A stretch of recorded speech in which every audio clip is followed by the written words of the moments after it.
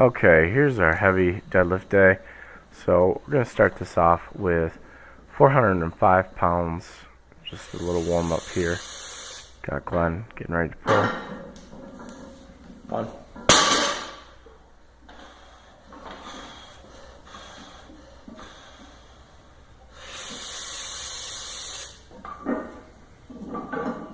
And you can see he's taking some time in between the pulls. As you're warming up, preparing for doing a heavy day, you really want to make sure your form is dialed in really good. You're setting up good. Your feet are where you want them. Your hands are good.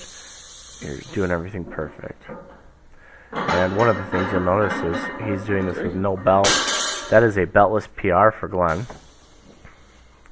And here's me warming up with 405. You can see there I'm wearing a knee brace on my arm. I was changing a tire and I strained my bicep quite a bit, so just keeping some compression on there, trying to minimize any sort of movement. Granted, you don't want to use any sort of bicep in a deadlift, but this is also a beltless PR for me at 405. I think my best was 405 for 2 beltless before this. And here we go, 455. You can see now we're both going to be using a belt.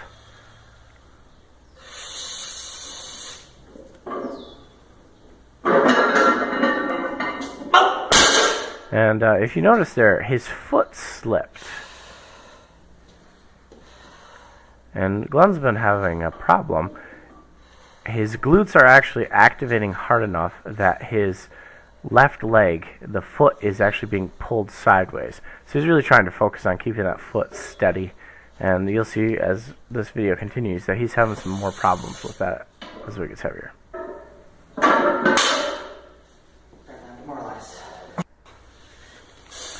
And so here I go with, again, 455.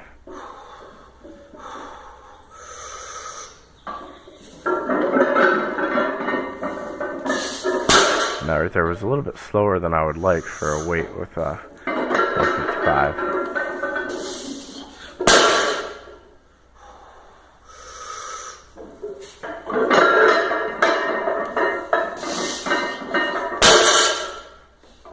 Huh.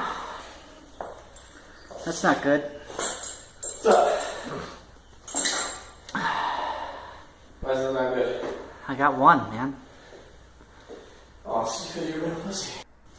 Some playful banter between myself and Glenn, me trying to make him pull a little bit harder, focus more. So here is Glenn's attempt at 495, and if you've watched the other videos on the channel, you know he gets this. But this is a weight he's been trying to hit for quite a while now, and it's just been fighting him.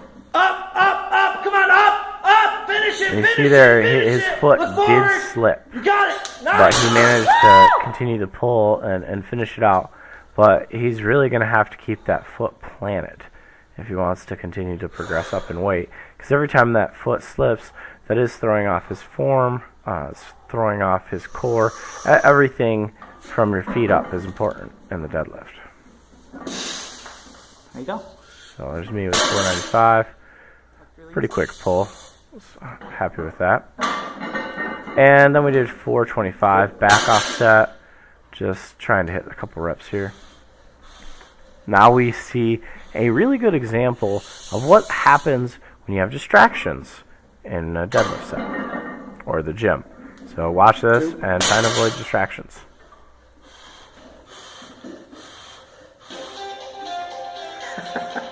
Come on, you got this. Ignore the phone.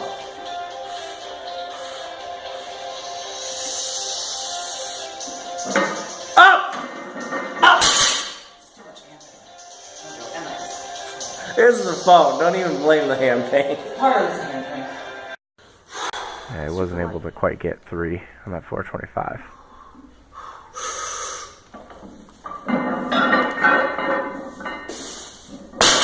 You lied. It's not super late. Okay.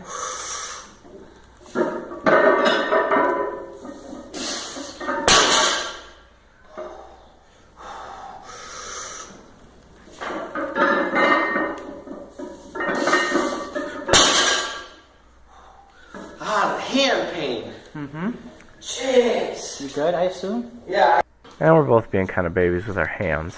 Now, one of the things that I've been struggling with, and even Glenn to some extent, is the lockouts. And what we did here is we put some blocks on there. Now, this is only 315, and because both of our hands are having some problems, we decided to use some straps. And we're just getting it to right below the knee, once you actually get where you'd be in that position, to focus on that knee up part of the lift. Really the hip extension, the hamstring and glute involvement in the lift, trying to focus on that. And so we're just doing 6 reps here.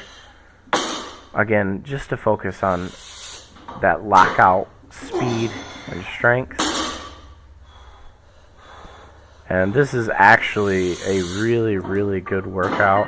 I do recommend this as an assistance lift, which is why I went ahead and threw this in the video. Although I do recommend building a little bit better blocks than what we did. I just threw a couple of 2x4s underneath a half-inch of plywood, and it's really not that stable. I did put the plates right through one of them. I'm trying to reinforce them here. But you can see it's kind of fallen off my rubber mats. We have 2 mats set up here, and it kind of went off the side here, so it's giving me a little instability in this pull. Alright, we're gonna fix that side. It fell off. Good. Yeah, I'll just pick up on it. Man, that was slick. Just walking by. And Glenn didn't shut off the camera here, but I just thought I'd leave this in here so you can hear our feedback. This is the first time we've done these for quite a while, and our thoughts during the workout of what we were feeling. Oh, so it's like wobbling on it? Yeah. No, that definitely is working the good muscles. Yeah, for sure. Yeah, it's from my lower back all the way down. Uh-huh. That's nice. I like that. Hey, you got a recording this whole time. Ah, darn. And Glenn was leaving the camera rolling quite a bit that night. So here we are. We're doing a set now at 365.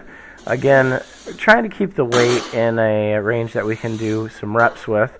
And this is a little bit more difficult than doing a from the ground pull for us, just because we haven't practiced it. But you should be in a stronger position the higher you are. One of the things you want to be careful with a block pull is do not start it above your knees, unless you're failing above your knees. But once you are above your knees, you have a tendency of not quite getting your body in the same position as it would be in a deadlift. So it makes you a lot stronger because you can actually dip your knees under the bar and get a lot more quad activation than you could in a normal deadlift. And I prefer block pulls to rack pulls because it more accurately depicts the forces you're going to feel with a deadlift. With block pulls, the bar is resting on the rack, and it's not the plates.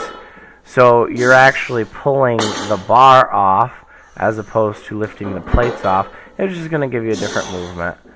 And again, you know, just trying to work on where we are weak and where we're having some problems with, just really working on those muscles. And I can tell you this particular workout right here was just amazing for the hip extension and the posterior chain activation. Really good. And to finish off the night, we decided to do some snatch grip deadlifts.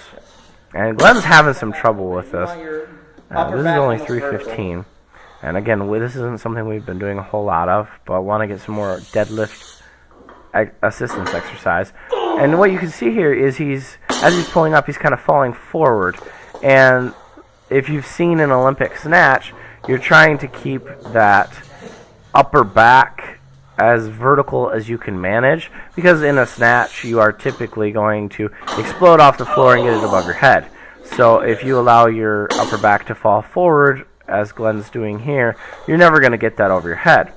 So when he's kind of leaning forward, the entire weight is now pulling his body forward. The weight's transferring to his toes, and then his lower back and his glutes have to fire to try and keep it up. And you can see he's just done.